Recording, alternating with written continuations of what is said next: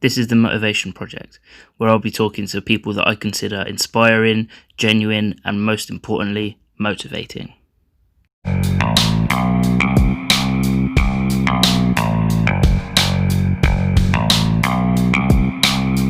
Yeah.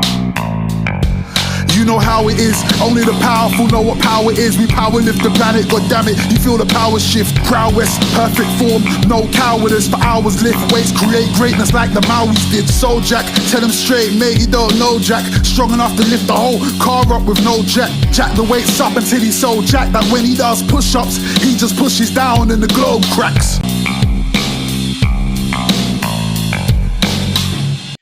What is going on, guys? Welcome to the first episode of the Motivation Project, where I will be talking to people that I consider inspiring, motivating, and genuine. Today, on the first episode, I'm joined by a very, very good friend of mine, Luca. How you doing, man? Man, I'm just really honored to be on your show as the first guest, so I'm in a really good mood. Bro. How are you? I'm honored to have you on as my first guest, man. I appreciate you coming, appreciate you giving up your time like that. Cheers, man. Well, you know, when this podcast becomes as big as Joe Rogan, I will say I was the first. I'll say I was the first guy on the show. So, you know, yeah, man. I'm really happy to do this. You know, that's well, when you become as famous as Joe Rogan, I can say that I interviewed you on my first podcast. Okay, fair enough. But you're doing the podcast, man. So we put the praise on you now. Okay. Good, man. You just finished uni, didn't you? Yeah, I did, man. I finished on Saturday. Which, if you're thinking, why did I finish on Saturday? It's because I had a class on Saturday. So, you know, a class on Saturday. I did. I know uni really screwed me over this year, but you know, it ends next year. So that was the last Saturday class I'm ever gonna have to do. And good. I certainly needed a beer after it, but it's done. What's done's done, you know? Yeah, man. Just one beer, yeah? Just one, yeah, okay. If you say so, man, that's all I had. Okay, one beer. Good. How's your course been this year? So just to give your listeners a bit of a insight of who I am. So I'm a third year law student at London School of Economics. So this year is my third and final year of my degree. And it has been really busy, lots of tough content in the subject as well. So it's definitely been a really busy year. And I think one of the things that everyone's experiencing at uni at the moment, I have had to go in for a few classes, but overall my teaching's been online. So that's been a big change for all of us, and I think it's the same for you, right? Yeah, I was supposed to have this year I was supposed to have a mixture of going in and being online, but my lecturer that was giving me the in-class lessons wasn't able to make it back in time, so all of my lessons have been online this year so far. I haven't even been to uni once. Yeah, but you were living there as well, haven't you? Yeah, I've been living there as well, so it's crazy. Like, it's literally around the corner. I think I walked past it a couple of times. That's it.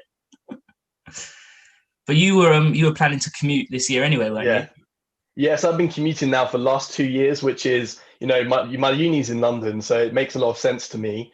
I did live out first year, which was a good idea, so I could get like a base of friends, you know, get that living out experience. But for me, it just made so much money sense just to live at home.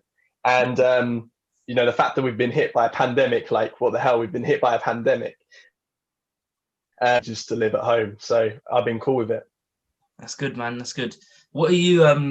So obviously this is your last year of your law degree. What's next, man? What are you gonna do after this? Well, good question. You know, if only I could answer that.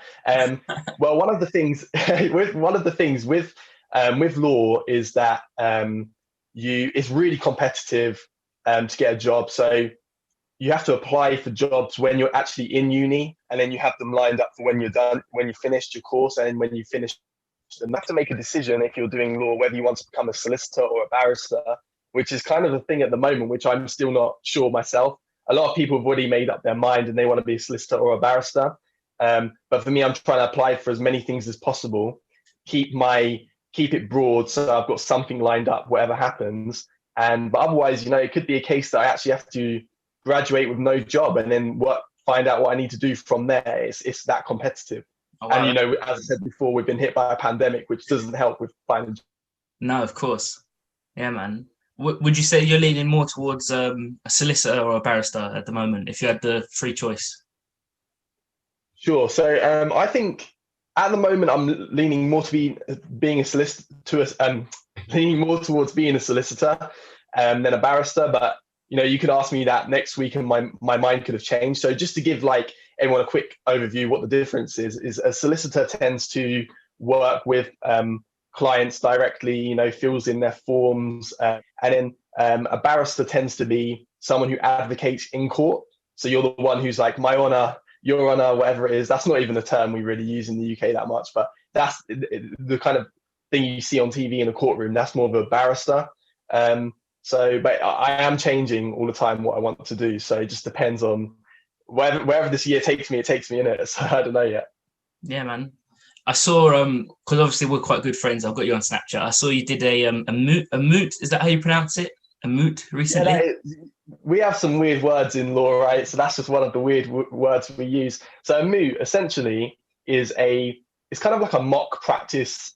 You could say it's a trial, or you could say it's like a court hearing. So it's kind of like when you stand up in court or on Zoom, as we've had to do it, and you have to present your legal argument in 10 minutes, and the judge can intervene and ask you questions. And of course, it's based on a practice question. Like, we haven't actually got people coming up to us telling us that they've killed someone and I've got to represent them. These are all fake. These are all fake problems. Yeah. And you've got to deliver it. You've got to make sure you make the best legal argument and that you communicate it very well. So, and I won that. So it was 3 rounds long, and I won that. So I was very happy with that. But yeah. Sorry guys, I want to just quickly ask: is the lighting like coming in from my window? It's typical British weather today, where it's like really bright one moment and really dull the next. So if I'm changing lighting constantly, that's not my fault. No, it looks good, man. It looks good. I've got the same issue. I can just every now and then just see this beam of light crossing across my face. Like, true, but you've got that really good virtual background, man. Which is good job on that. Thanks. Yeah. That's good. It's good. How long did that take you to design? It wasn't too long, really. I already had the images. I just had to make duplicates of them. It took like 10 minutes. Okay, cool. The longest part was trying to find out how big a background on Zoom or Teams needs to be. So you had to edit. You had to change like the ratio on like Paint or whatever you was using. That's what we used back in the day. I don't know what editing tool you used. No, it's cool. Probably not Paint. No, I don't even know. I can't remember the last time I used Paint, man. Probably in primary school. Wow, man, I use it all the time. Nah, joking, I don't.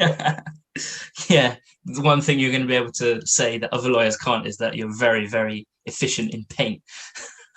Listen, lawyers don't have any transferable skills, okay? So that's good enough for me, if that's what it is, okay?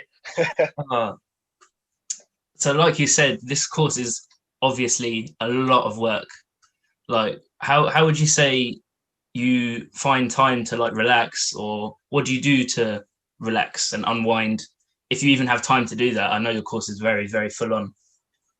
Sure. So I think the first thing you need to do is, when you're managing stress and workload, is to have that routine set out and actually have a routine there. And I'll be honest with you, like, I've only really fixed up my routine recently. So one of some of the things I've been looking at is sleeping pattern. My sleeping pattern, and probably like 80% of law students have a really messed, and probably same amount of other uni students, to be fair, have a really messed up sleeping pattern. So one thing I've been really trying to sort out in the last few weeks is my sleeping pattern, making sure I turn all my technology off at 10 o'clock, try and read or do something for an hour, and then I fall asleep, of course, and then wake up at the same time every day, which tends to be about 7 or 7:30. So that's one of because otherwise, if you haven't got that basic routine there, if you haven't got those basic structures there, then when you're hit with, periods of really difficult work, you've got a lot of assignments building up, you're just going to collapse a little bit, or you're going to burn out quickly. So the first thing I try and do is always make sure that my sleeping pattern and my structure, my day-to-day structures, good.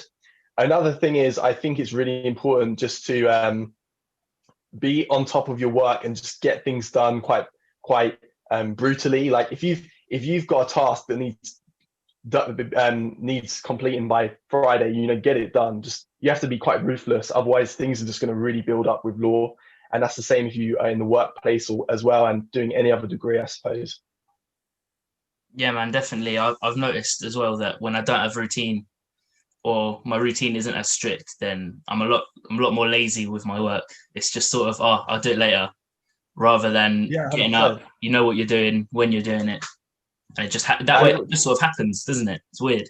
yeah, exactly that. And it was at the start of to be honest, this kind of dawned on me at the start of lockdown, where it was like March or whatever it was, and the first 2 weeks of lockdown, I was some lazy guy, man. I mean, I was going to bed at like 3 and 4 every day, just not doing any work. The first 3 weeks of lockdown, I just did hardly any work, and which is kind of a crazy thing to do, right? Because the exams were like 2 months or 3 months away from that point.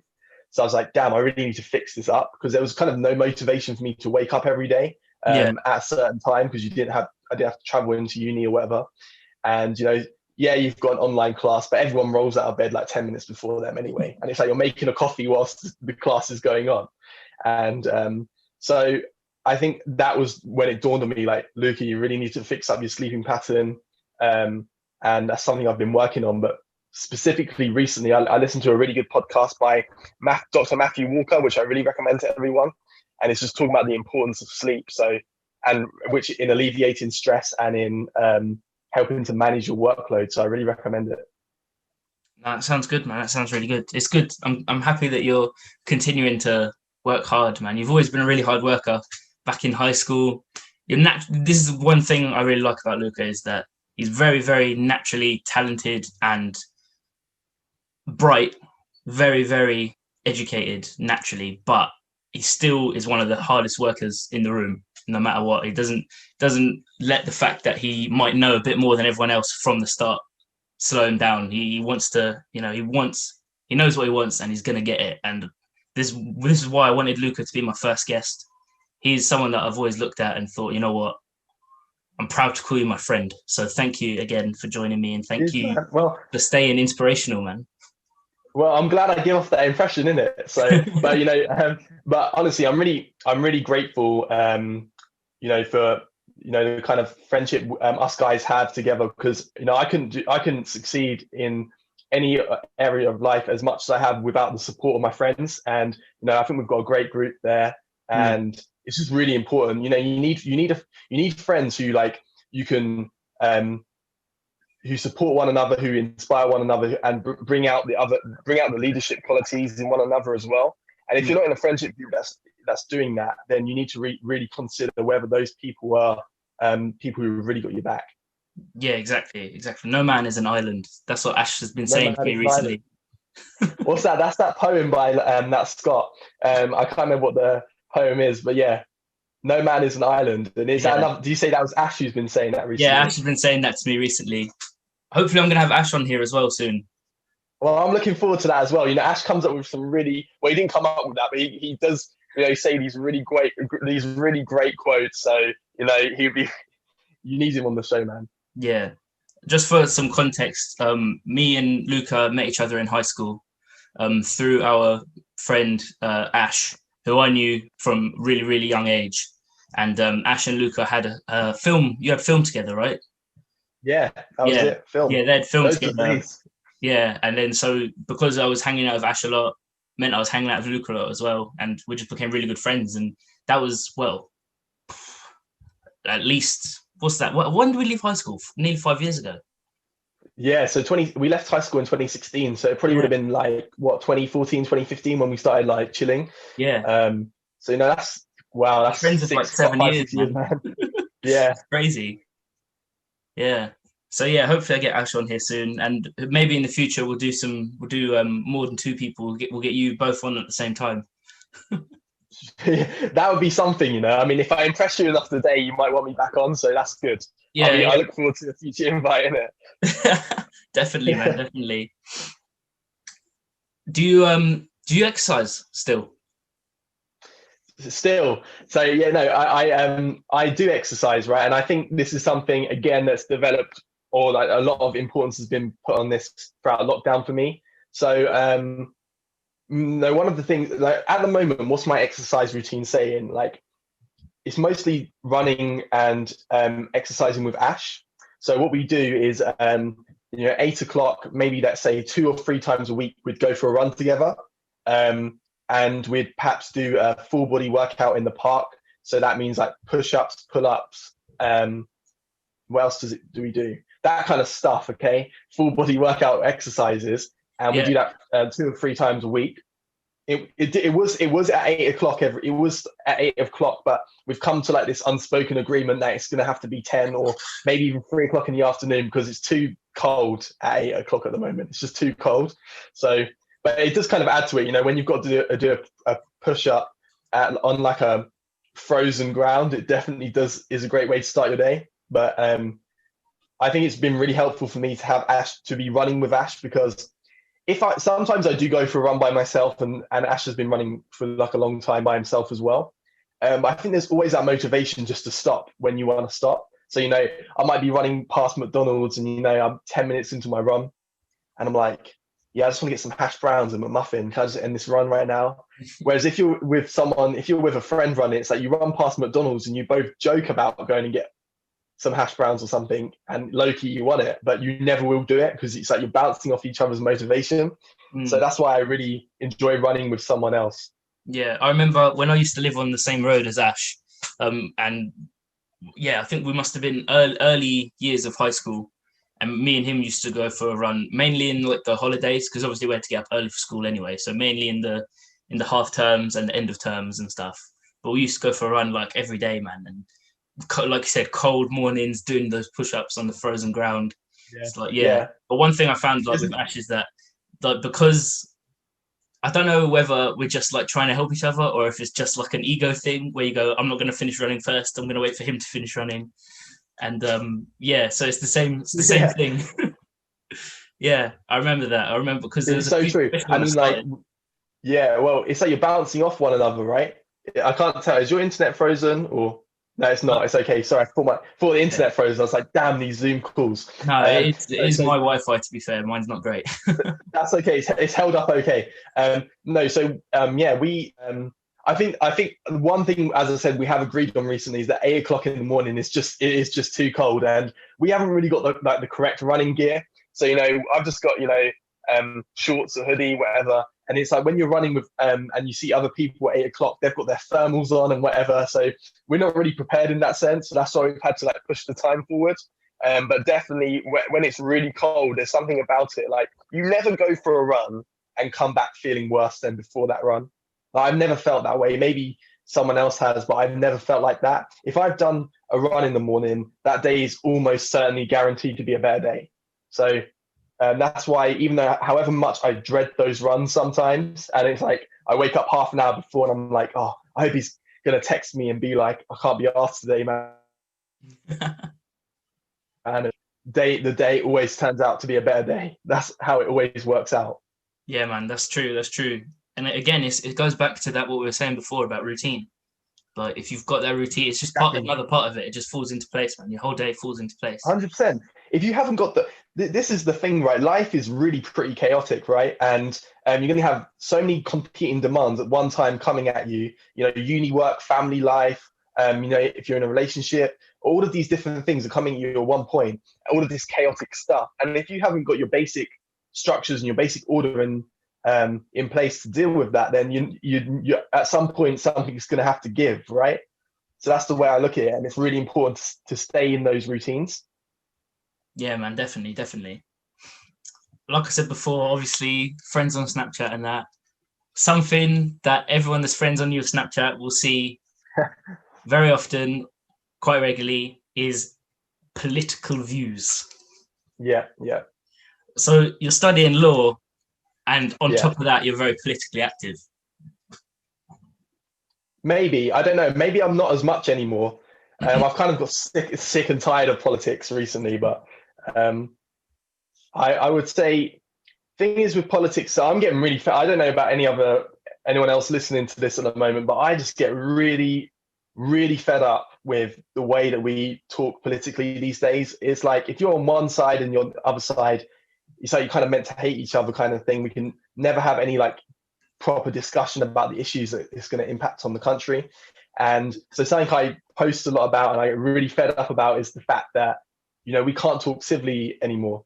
It's all hate from one side to another, and it's just not a constructive way to deal with things. So I'm not actually necessarily got this. Funnily enough, I don't actually have particularly strong political views one way or another. Maybe I used to, but now I don't. And I think that's kind of come about because when you study law, or when you get deeper into a degree, whether that's economics, history, or any other thing, or if you're doing a job or whatever, you work out that life is actually much harder and more difficult than just having a political ideology and applying it here and there all the time. It's kind of like you have to be flexible to the issues and be willing to be productive and constructive with other people who disagree with you. And it seems like no one wants to have that discussion anymore. It's all about, I'm just going to attack the opponent based on their personality. And I'm sick of it. I'm done with that stuff, man. Luca's out. Doesn't want it anymore. I'm out. This is what I mean. Like, seriously, you go to uni, and like LSE is quite a politically active place, and you just have a lot of people, and most people there are really like great people who want to talk constructively, listen to what the other side has to say.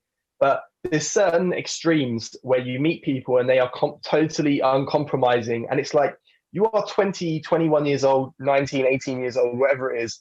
You have no need to be stuck and married to a political ideology in the way that some people are, because you're just stunting your own growth and your own exploration of what you think is right and wrong if you just adopt an ideology and don't question it. So try and be open-minded. If you're at university, try and question things, right? Don't come there with a preset ideology and say, I know the answers and the other side's scum. Like, no one cares for that, man. No, you're right. And one thing you learn, like the more sort of life experience you get, is that applies everywhere. Like you always go to new places. There's always like 80% of people are like fine, they're good people, easy to talk to. The other 20%, they're just stuck in their corner and they're unwilling to budge, like you were saying before. Very true. And yeah, it's funny. Sorry, carry on. Yeah, I was going to say it's funny because actually politics is kind of like just like the world as it is, but taken to when we're talking about democracy or whatever. But actually, the same kind of mentalities exist in all elements of life, whether that's in a religious group or whatever it is. You always get these extremes, these people that are very closed-minded, and all they seek to do is misrepresent the other side. You always get them, whether you're in a political sphere or not. And it's just like it's not appropriate, man. No, I agree. It's and like we said, it's everywhere. Like social media, news, everywhere. No one's willing to have an open discussion. It's all, this is why you should agree with me and disagree with other people. Like there's no balance. That's it. And it's kind of like, well, I will post 10 these things on Instagram where it's like these educational posts where you've got like 10 it's not a slideshow obviously, but it's like an Instagram post with like 10 different things on it trying to educate other people. And it's kind of like, that doesn't mean you understand the issue. Making that or sharing that does not mean you understand the issue. Like issues are really, really complex, and it's really easier at this stage of life to actually try and fix your own life. Are you just procrastinating when you're talking about politics? My sleeping patterns everywhere. I'm behind with my work, and it's kind of like I'm lecturing the rest of the world on how to fix things like climate change, and it's like you can't even fix your daily routine, and you're talking about how we're going to stop climate change. It's like you need to try and control the things you can control first, and then get your own house in order, and then start trying to talk about those issues, right? Yeah, man. It's like, what's the other one? You have to be the change you want to see in the world. That's another one. Exactly. It's just all of those kind of things, man. I don't know, man. We really need to. Everyone really needs to take a step back and start, being more open-minded about certain things. Yeah, man, definitely. And a second ago, you touched on like how it applies to religious groups as well. I know that you're quite religious, aren't you? Yeah. So if you want to, so you can use the word religious, or you can use whatever word. So yeah, I am a practicing Christian, or specifically a Catholic. But I think when you have a faith is really important to some people, and for other people they don't have a faith and they might be an atheist, which is completely fine, right? But one thing I think everyone can notice, whether you're an atheist or whether you're Christian, a Muslim, whatever, you always get extremes within those religious groups. So it's the same kind of patterns always emerging. And it's the same kind of people, they don't want to chill with anyone else with different views than them. And that's totally not what I'm about. And, I think our friendship group and the people we associate with have the exact same mentality as us. We're very open-minded people. We want to learn about each other's cultures, religions, ideologies, whatever it is. And it's such a nicer way of going about life, to be honest with you. Yeah, man. Our group particularly, it's almost every single person in our group is completely different in terms of like what builds up their personality, their background, culturally, their religious beliefs, all that kind of stuff. But like our differences are our glue, They're like, yeah, they keep somehow we've managed to come across the right people that love us for who we are and know that we love them for who they are. It's good. So true, man. It's a melting pot. And, some of the best times we've had as a friendship group is, when we're like sitting around like the table with Robert. And if Robert's listening, shout out to Robert. And it's just like we're having like these mad discussions when we're jumping from like politics to religion to, fitness. And it's just like, the conversation just flows and everyone's got something different to bring to it. And it's those kind of friendship groups, those kind of, if you associate yourself with other like-minded, open-minded people, then you're never going to be bored and you're never going to be talking about tedious things like other people. You don't want to spend your time talking about other people and like criticizing other people all the time, because those kind of discussions are just not, they just don't add any depth to you as a person. So that's one of the benefits about the people we chill with. We never have that issue. No, that's true. That's true. And it's all one reason why clearly we all want to keep hanging out with each other. It's good. Exactly right. Yeah.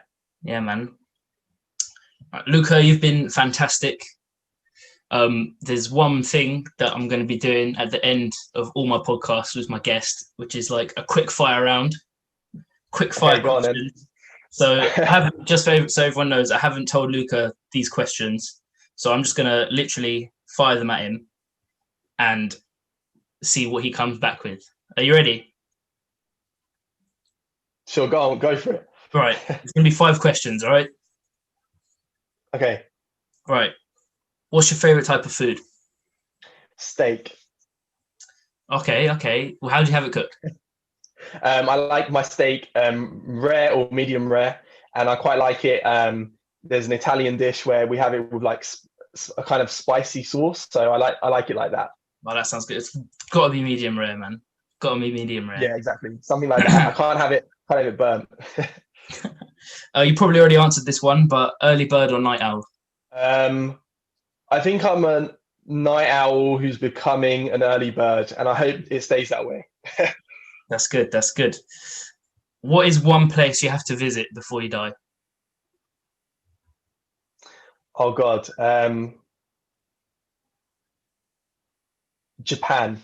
I might change my mind on that, but it just seems like a really cool place and completely different. So I'd love to go there. Yeah. Anywhere in particular in Japan? Actually, no, sorry. Do you know what? Actually, I'm going to change that answer. I'm going to give you multiple answers to it. I would love to do a trip, a lads trip where we go to Italy, Ireland, big travel like that, and get to know each other's cultures. I think that would be a really great trip, and probably even better than just going to Japan. So that's what I changed my answer to that. Oh, yeah. We've been speaking about that for a long time. Hopefully we actually do it one day. Innit, man? Take me to County Cork. I don't even know if that's where you're from. That's just the only place I know. No. Right. If you could meet one fictional character, who would it be and why? Crap, man. I don't actually know. One fictional character. Damn, we don't want pauses on this podcast, but I actually need to think about this. I actually don't know. Come on, quick fire. It's quick fire round. I know. I can't give you a quick. I don't really read. I haven't read like fictional books in ages. Doesn't just have to be from books. It can be from movies, cartoons, whatever. I'll meet Peter Griffin. Peter Griffin. Or Meg, or someone really random like that. What, just to tell her to shut up? Yeah. That's what I want to be part of it, man.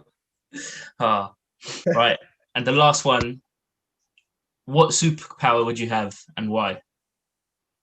I would have, God, I don't know. This reminds me of Misfits. Have you ever seen Misfits when they have superpowers? Yeah. I would say I would multiple places at once.